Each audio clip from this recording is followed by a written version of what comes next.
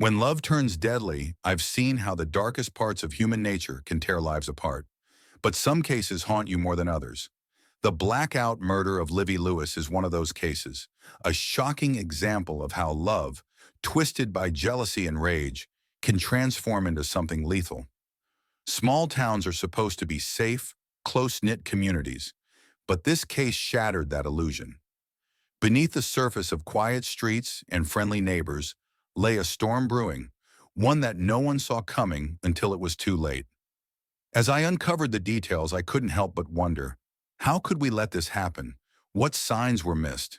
This isn't just a story about a young woman's life cut tragically short. It's about the broader social issues we face every day. Toxic relationships, unchecked jealousy, and domestic violence are more common than we care to admit. On a cold October evening in 2020, the quiet town of Hemphill, Texas, was shattered by the discovery of the body of a young woman. It was Halloween, a night usually filled with festivities, but what awaited us was anything but cheerful. In a remote, desolate area on the outskirts of town, the victim was found slumped in her car, a gunshot wound to the neck signaling the end of a promising young life. The victim was soon identified as 19-year-old Livye Lewis, a vibrant young woman, full of dreams for a bright future. The grim reality of her death painted a grim picture, rife with dark implications that hinted at a darker story. I arrived at the scene to find local law enforcement cordoning off the area. The flashing red and blue lights of the patrol cars illuminated the cold, damp night, casting eerie shadows over the sparsely wooded surroundings. Uniformed officers moved methodically, marking evidence and taking notes on the scene. Silence hung in the air, broken only by the faint hum of the generator powering portable lights and the hushed voices of investigators exchanging initial observations. The car itself, a modest sedan, was now a crime scene. The driver's side window was shattered, and a faint smear of blood glistened on the cold metal of the door. Inside, Livye Lewis lay motionless, her lifeless eyes reflecting the pale light overhead. We set to work with the precision and diligence such a case demanded. Forensic experts combed the inside and outside of the car for any trace of evidence, fingerprints, stray fibers, or signs of a struggle. Nearby, an officer had collected a spent shell casing lying on the gravel, its position suggesting a close-range shot. As I stood there surveying the scene, questions swirled in my head. Who could have done this? What was Livye Lewis doing here, alone in such a remote place? And perhaps most pressing of all, why? The answers wouldn't come easily, but one thing was clear. This was no random act of violence. The clues we would uncover in the hours and days ahead would tell a story, one I suspected would be marked by jealousy, betrayal, and heartbreak. My job is to piece it together, give voice to the silenced, and bring justice to a young woman whose life was tragically cut short. The call came in at 11:37 p.m., panicked and disjointed. "There's been a murder! A murder! Call 911!" The voice on the line was shaky, the caller barely coherent as they described a car parked in an odd spot on the gravel shoulder of a deserted road. They were driving home from a late Halloween gathering, only to notice the strange sight of an abandoned car. Something about it disturbed them, a sense of unease that made them stop. What they found confirmed their worst fears. When we arrived, the area was a controlled chaos of flashing lights and whispered commands. Uniformed officers worked to secure the scene, while the forensics team began their meticulous examination. A perimeter had been set up, though the challenge was obvious. It was Halloween night. The streets were filled with costumed revelers, many of whom were passing through the neighborhood. Distinguishing potential witnesses from ordinary passers-by would complicate the investigation. At the center of it all was the car, a small sedan, the driver's side door ajar. Blood was splattered inside and streaming out the door. Inside, Livye Lewis lay motionless, her head tilted at an unnatural angle, a gunshot wound to the neck marking her tragic end. Her youthful face, framed by a mop of unruly brown hair, bore no trace of the youthful life she had once carried. The scene was haunting, and the urgency to find answers weighed heavily on us all. The first clue. Nearby, sprawled on the ground in a fetal position, was a young man identified as Matthew Edgar. His face was covered in blood, but a quick examination revealed no visible injuries. He appeared disoriented, mumbling incoherently as the officers questioned him. Beside him were some strange objects: a rifle, a pair of boots, and a wide-brimmed hat. Creepily, the rifle appeared to match the caliber recovered from the scene. "Those were his boots," one officer muttered, glancing at Matthew Edgar as he pointed to the objects. "And he was lying right next to them." Another officer squatted down, examining Matthew Edgar's bloody face. How could someone be covered in blood like that without a scratch? There were no immediate answers. Forensic experts collected samples, dusted the gun for fingerprints, and recorded every detail. But the initial observations only deepened the mystery. The rifle had no fingerprints and no DNA that could immediately be traced to Matthew Edgar or Livy. It appeared that the gun had been carefully cleaned, a detail that raised suspicion but did not lead to concrete evidence. The investigation was further complicated by the timing. Halloween had drawn a large crowd to the area, some in elaborate costumes, others disguised beyond recognition. Tracking movements, verifying alibis, and narrowing down the pool of potential witnesses would be an uphill battle. Added to this was the lack of physical evidence. Blood spatter suggested Livy had been shot at close range, possibly while in the driver's seat, but there were no signs of a struggle inside the car. No objects had been knocked over, no wounds on the victim's hands. Gravel around the car showed minimal signs of tampering, and items found near Matthew Edgar appeared to have been placed intentionally. It was a scene that raised more questions than it answered. Witness testimony and initial clues. The caller who discovered the scene was one of the first to be interviewed. They reported seeing the car from a distance, its odd placement catching their attention. As they approached, the shadow of Matthew Edgar on the ground sent shivers down their spines. But it was the sight of Livy's lifeless body that prompted them to call the authorities in a panic. They insisted that we hadn't touched anything. We knew something terrible had happened. The urgency to gather more witnesses sent us canvassing nearby neighborhoods and intersections. Costume partygoers who had passed through the area earlier in the evening were interviewed, although the sheer volume of people made it difficult to determine if anyone had seen anything relevant. Back at the police station, the atmosphere was tense. The lack of immediately actionable evidence was frustrating. DNA testing would take time, and the lack of fingerprints on the rifle meant we couldn't directly link the weapon to anyone. Matthew Edgar's state of shock or possibly intoxication only added to the confusion. He claimed to have no memory of what had happened and gave no valuable testimony during questioning. Despite the setbacks, we pressed on. Surveillance footage from nearby intersections and gas stations was requested, and every lead, no matter how small, was pursued. We couldn't leave a single detail unturned. This wasn't just a case, it was a quest for justice for a young woman whose life was taken in the prime of her life. Resolute in the face of adversity. As I reviewed the scant evidence on my desk that night, I was struck by the enormity of the task ahead. Livy's dreams, aspirations, and identity had been crushed. We had to speak for her, piece together the fragments of her final moments, and ensure that whoever was responsible would be held accountable. Our guiding principle was clear: leave no stone unturned, leave no stone unturned. The road to justice may be steep, but it is a road we will climb, one careful step at a time. Piecing together the events that led to Livye Lewis's tragic death required not only a keen eye for evidence, but also listening to those who knew her best. The reconstruction was methodical, with every angle, every connection, and every possible motive carefully considered. Although Matthew Edgar emerged as the prime suspect, justice required more than intuition. It required proof beyond a reasonable doubt. Every misstep in this case risked letting the killer off the hook or wrongly accusing an innocent person. The weight of this responsibility weighed heavily on the investigation.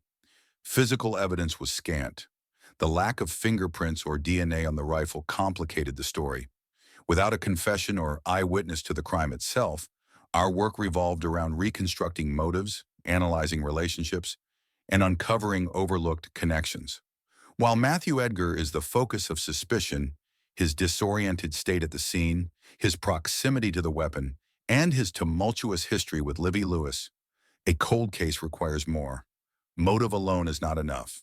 Our first step was to talk to those who knew Livye Lewis best, hoping their accounts might shed light on potential motives or suspects. We met with Livye Lewis's mother, Darcy Bass. Her grief was palpable as she clutched a framed photo of her daughter, tears streaming down her face. "I don't believe it. I don't believe it. Oh my God," Darcy Bass sobbed, her voice choked with loss.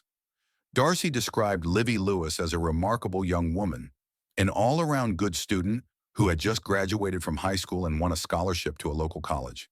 She aspired to become a nurse and then a physician assistant, a goal she took steps toward by becoming a certified nursing assistant at a local nursing home. She was so full of life, so determined. "I don't understand why someone would do this to her," Darcy Bass said, her voice thick with emotion. The image Darcy painted was of a promising young woman with a bright future, a future that was brutally stolen from her. We spoke alongside Livye Lewis's best friend, Taylor Barnett. Taylor, who is nearly 6 years older than Livye Lewis, has a young daughter, and their relationship was more like sisters than friends. "If you see Livye Lewis, you see me. We were inseparable," Taylor told us, her tone both sentimental and sad. She described Livye as unusually mature for her age, someone who could connect with people from all walks of life. Taylor's insights reveal a detail that deepens the story: Livye Lewis's relationship with Matthew Edgar. She was attracted to him, maybe because he was older. But I think it was more than that. She saw something in him that most people don't see, Taylor said, pausing before adding, but their relationship wasn't always a good one. They argued. He could be intense. Matthew Edgar, a married father of 2, represents a complex figure in Livye's life. While their relationship is described as passionate, it also had signs of conflict. Livye Lewis's attraction to an older man may have been fueled by her maturity and desire for connection, but their differences often led to conflict. According to Taylor, Livye Lewis began to question the relationship in the weeks before her death. "She's growing up," Taylor explains. "She has big dreams, and I think she realizes he's not a part of those dreams." This shift could have pushed Matthew Edgar to the brink of collapse, especially if he felt he was losing control over her. His jealousy, expressed through text messages and conversations, paints a picture of someone struggling with rejection. Theories began to form. Did Matthew Edgar's inability to accept Livye's continued presence lead to a deadly confrontation? His presence at the scene and the blood on his face raised questions. Was it Livye Lewis's blood? If so, how did he get there without any obvious injuries to his body? The gaps in this story are frustrating, but they also make us dig deeper. Equally troubling is the absence of other suspects. Livye Lewis's life seems to revolve around her family, her aspirations as a nurse, and her friendship with Taylor. She has no known enemies and no history of trouble. The tension within the group is palpable. Every move, every decision in the investigation has to be right. A lapse in judgment could interviews, evidence reviews, and forensic tests continued as we search for the missing pieces. Livye's dreams, her life, and the justice her family deserved became the driving force behind our work. Our investigation takes us back in time, tracing the key events that took place on the fateful Halloween night of 2020. The threads of the story lead us to Bobby Ozan, who hosted the party that preceded Livye Lewis's death. This gathering, attended by Livye, Matthew Edgar, Montana Bocal, and several others, proved to be a crucial turning point in the timeline of events. Halloween party, tensions simmer.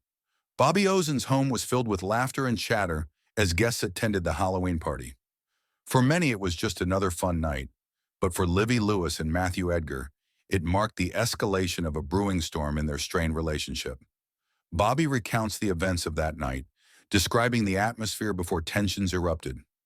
"Everything was fine at first," Bobby says, but then Edgar started to get restless. The catalyst was Livye's decision to stay overnight at Bobby's after the party. What seemed like a trivial choice to others sparked a wave of jealousy and anger within Matthew Edgar. Livye Lewis, who had just ended her relationship with Matthew, was trying to move on, but it was clear that Matthew was not letting go. A fractured relationship. Friends and family have described Matthew Edgar and Livye Lewis's relationship as tense and complicated. Despite their split, Matthew Edgar's feelings for Livye remain, and he is said to still be hopeful of a reconciliation. Friends have revealed that Matthew Edgar even considered proposing to Livy, underlining how deeply he cares for her. She means a lot to him, a friend shared. He can't bear the thought of losing her. When Livy expressed her plans to stay at Bobby's, it wasn't just the decision that hurt him, it was the implications. For Matthew Edgar, the choice symbolized that Livye Lewis would move on, perhaps even with someone else. The thought was unbearable, stirring up a toxic mix of jealousy and possessiveness. And explosive rage witnesses described the dramatic escalation of events. According to Montana Bokel, another guest at the party, Matthew Edgar's anger quickly spiraled out of control. He was extremely angry when he heard that Livy was staying at Bobby's house, Montana said. Not just angry, but furious. Matthew Edgar's behavior became increasingly erratic and violent. Montana revealed that he tried to strangle her during a fight, forcing her to seek help from Bobby. "I went to call Bobby because I didn't know what else to do," Montana recalled. The violence didn't stop there.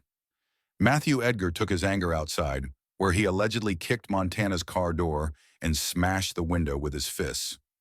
Bobby intervened, pinning Matthew Edgar against a car to prevent further harm.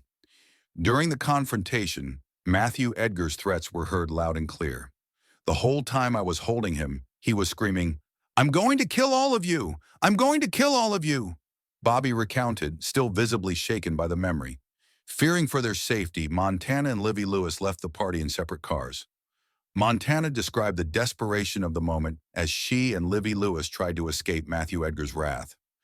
"I drove to the house where Edgar's mother and grandparents lived, thinking I would be safe there," Montana said. But Matthew followed her, relentless in his pursuit. When Montana arrived, she was met with another terrifying encounter. Matthew Edgar stopped behind her, got out of his car, and attacked her again. Montana repeatedly honked the horn, hoping someone from the house would come to her aid. "It was chaos," Montana said, and the worst part was that his kids were in the back of the truck, watching everything. The investigation into Livye Lewis's death pointed to Matthew Edgar as the prime suspect, and his violent behavior at the party added weight to that theory. The events at Bobby's house and the subsequent chase revealed a man driven by jealousy, anger, and a refusal to accept rejection. Yet even with these pieces of the puzzle, the case lacked the concrete evidence needed to secure justice. Matthew Edgar's denials of involvement added a layer of complexity. Despite mounting circumstantial evidence, including his threats and erratic behavior, his claims of innocence created an unsettling tension in the investigation. How can we prove his guilt with certainty? It is frustrating to be faced with a suspect who seems to fit the profile perfectly, but lacks the hard evidence to convict him. Knowing that Livye Lewis's killer may have escaped justice due to insufficient evidence is a bitter pill to swallow.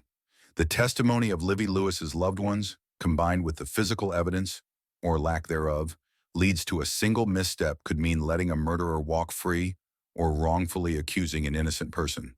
The stakes couldn't have been higher. Despite the challenges, we pressed on. The truth demanded our persistence, no matter how elusive it seemed.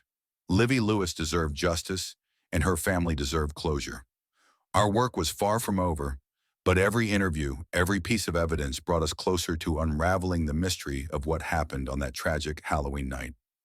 As we continued to delve into the tangled web of relationships, emotions, and motives, one thing remained clear.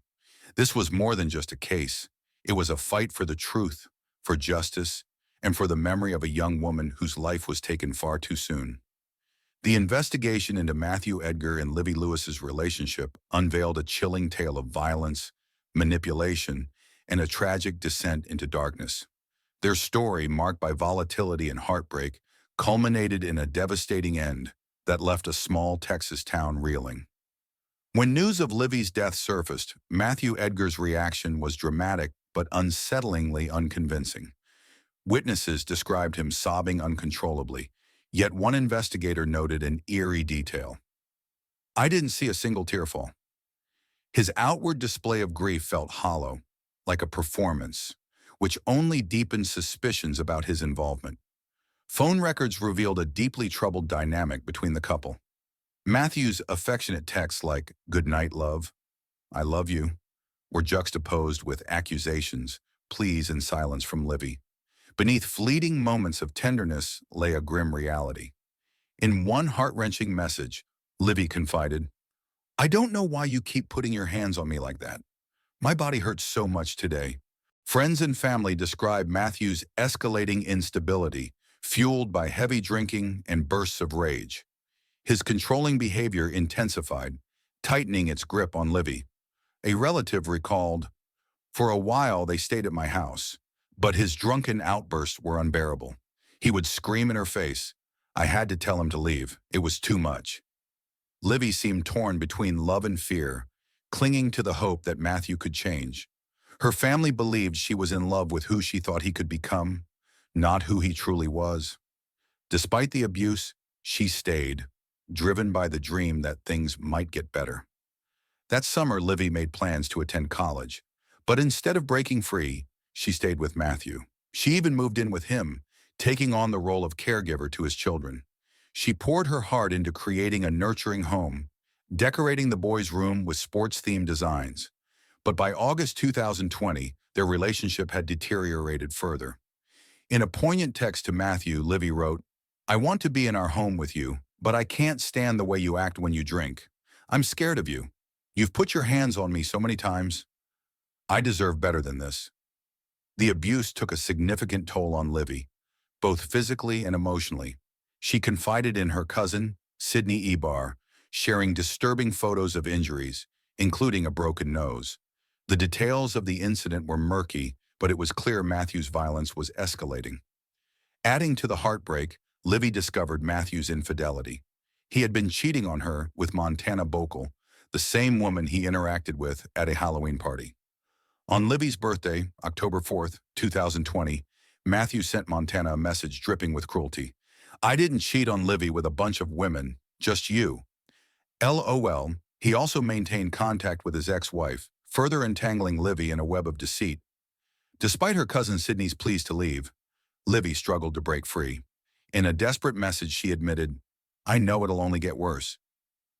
By late October 2020, Livy had finally ended the relationship.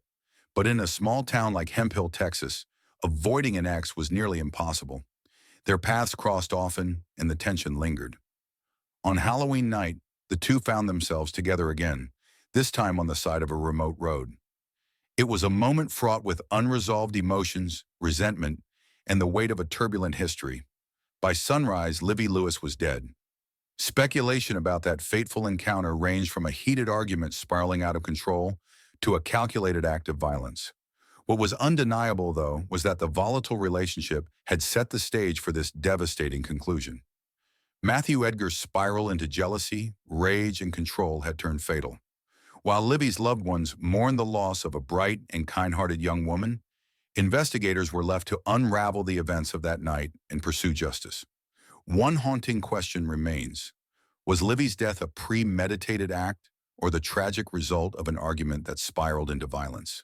The deeper our investigation delved, the more chilling and tangled the web of deceit, threats, and betrayal surrounding Livye Lewis's death became. At the center of it all was Matthew Edgar. His cryptic texts, veiled threats, and erratic behavior painted a haunting portrait of a man spiraling into darkness. The text messages Matthew Edgar sent in the early hours of October 31st, 2020, were nothing short of bone-chilling. At 3:32 a.m., Matthew Edgar messaged Montana Bokel stating, "I'm home. I have Livvy's keys and her phone." Montana, puzzled and uneasy, asked the only question that made sense. "Where is she?" Matthew Edgar's reply was as blunt as it was horrifying. "She's dead." Despite the gravity of these words, Montana didn't call 911. Instead, she responded with disbelief. "I didn't think he was serious," she later explained. Rather than seeking help, she asked, "Can I come down there?" Matthew Edgar replied, "Sure." However, Montana claimed that Matthew Edgar's mother intervened, insisting she stay where she was. Ultimately, Montana went to bed, leaving Livye Lewis's fate and her ominous messages to the shadows of the night. Montana's inaction raised immediate red flags. Why didn't she call for help? Why did she dismiss Matthew Edgar's words as a joke? Her account was riddled with contradictions. Some investigators began to wonder if Montana had been present at the scene of the crime or had played a role in covering up Livye Lewis's murder.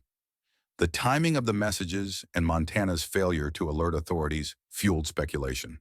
Her assertion that she was at Matthew Edgar's mother's house gave her an alibi, but doubts persisted. Could she have been complicit in some way? Was her reluctance to act driven by fear or something darker? Despite these lingering questions, a thorough investigation by law enforcement ultimately cleared Montana of any direct involvement. Surveillance footage, phone records, and witness statements supported her claim that she wasn't at the crime scene. Still, the missed opportunity to intervene felt like a betrayal to Livye Lewis's grieving family. By February 2021, the case had taken an infuriating turn. The COVID-19 pandemic had disrupted court proceedings, delaying justice for Livye Lewis. With jury trials suspended, Matthew Edgar remained uncharged, leaving him free to roam the streets of Hemphill. His release on a $50,000 bond felt like an insult to Livye Lewis's family, who viewed the low bail as a slap on the wrist for a man they believed to be a cold-blooded killer. Livye Lewis's family struggled to reconcile the reality of a justice system that seemed indifferent to their pain. How could a man accused of making threats, showing erratic behavior, and being the last person seen with Livye Lewis be granted such leniency? For them, every delay in the legal process felt like an eternity. Every moment Matthew Edgar remained free, a stark reminder of the system's failings. The text messages, while damning, left more questions than answers. What happened between the time Matthew Edgar and Livye Lewis were last seen together and the moment Matthew texted Montana? Why did Montana choose to remain silent instead of acting on the information she had? Could the outcome have been different if someone had intervened earlier? As investigators pieced together the final moments of Livye Lewis's life, the absence of critical evidence and the conflicting testimonies from those closest to Matthew Edgar created a frustratingly incomplete narrative. It seemed that every step forward in the case was met with another roadblock, another unanswered question. The prosecution against Matthew Edgar unfolded like a dark and twisted drama, with each revelation intensifying the torment felt by Livye Lewis's grieving family. 4 months after his initial arrest, Matthew Edgar was finally indicted for the murder of Livye Lewis. Yet even this step toward justice was overshadowed by his continued freedom, which allowed him to walk the streets and haunt the lives of those left shattered by his alleged actions. By January 2022, Livye Lewis's mother, Darcy Bass, held on to hope that the mountain of evidence would finally deliver the justice her daughter deserved. The prosecution's case appeared strong, pointing to Matthew Edgar's involvement in Livye Lewis's death with damning precision. His text to Montana Bockel, "She's dead," was seen as a smoking gun, a statement only someone with first-hand knowledge could have made. Critical evidence began to surface, painting an even darker picture. Livye Lewis's phone was discovered in the truck Matthew Edgar drove that night. Her keys were found discarded on the driveway of his grandparents' home. These weren't coincidences. They were breadcrumbs leading investigators straight to him. But the drama didn't stop there. Matthew Edgar's mother, whose reluctance to cooperate with law enforcement had already raised eyebrows, handed over the keys. Yet in a desperate attempt to shift suspicion, she spun a bizarre tale. Livye Lewis had been killed by a drug cartel seeking retribution for a fabricated $500,000 debt.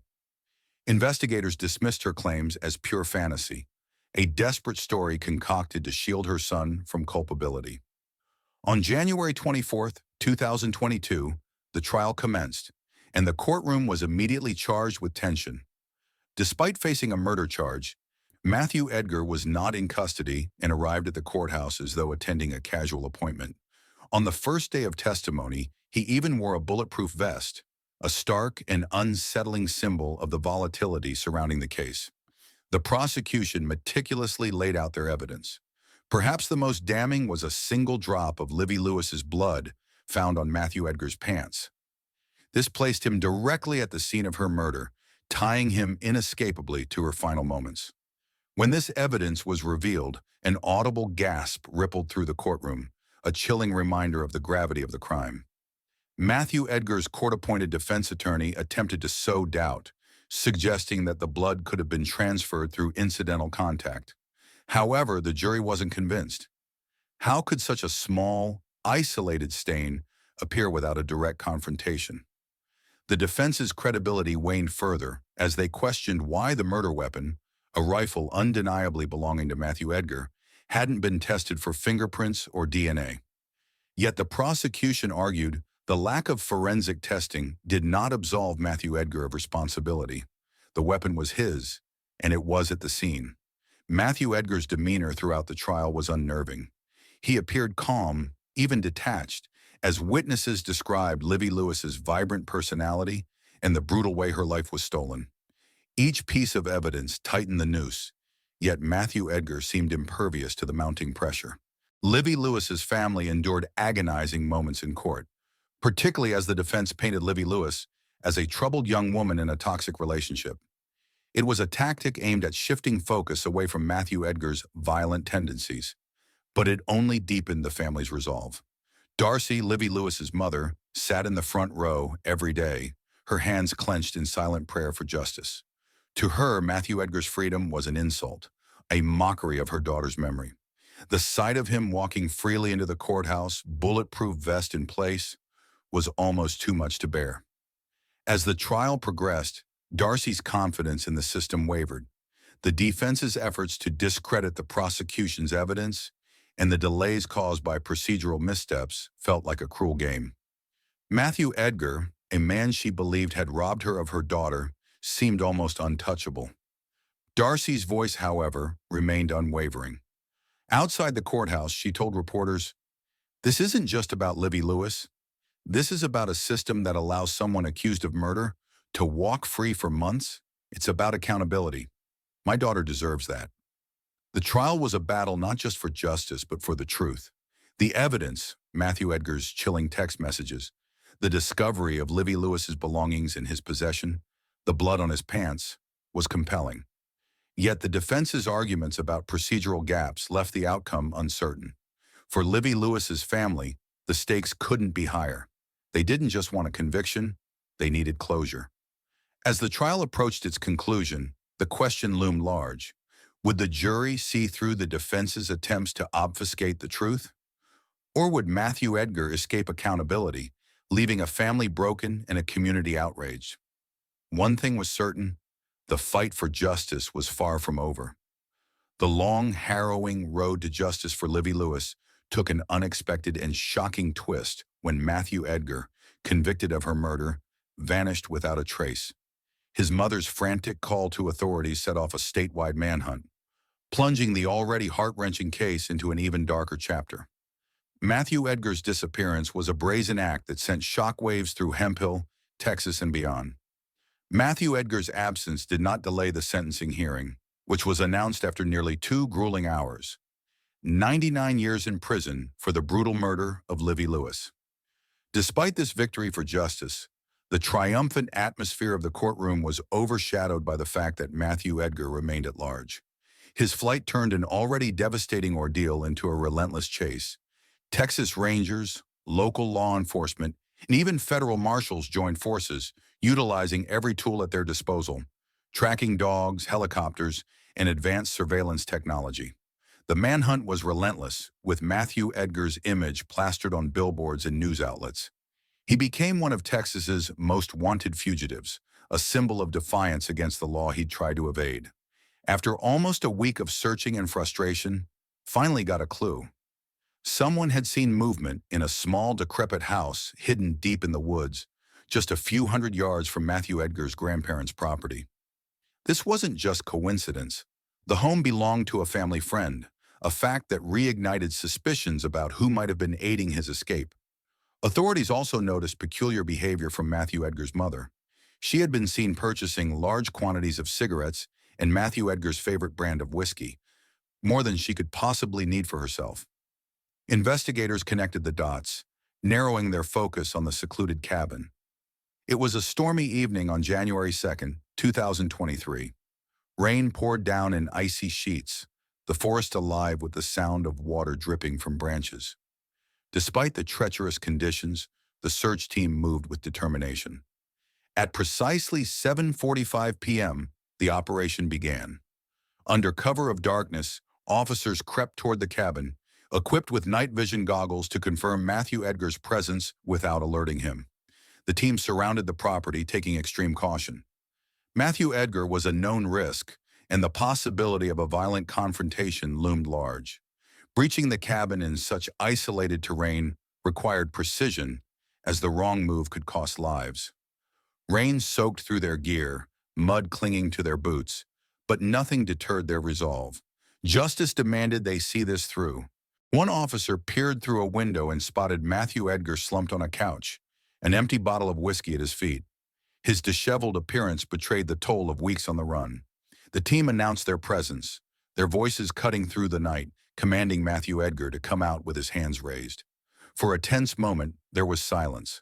Then slowly, the door creaked open. Matthew Edgar emerged, his hands shaking, a mix of resignation and defiance in his eyes.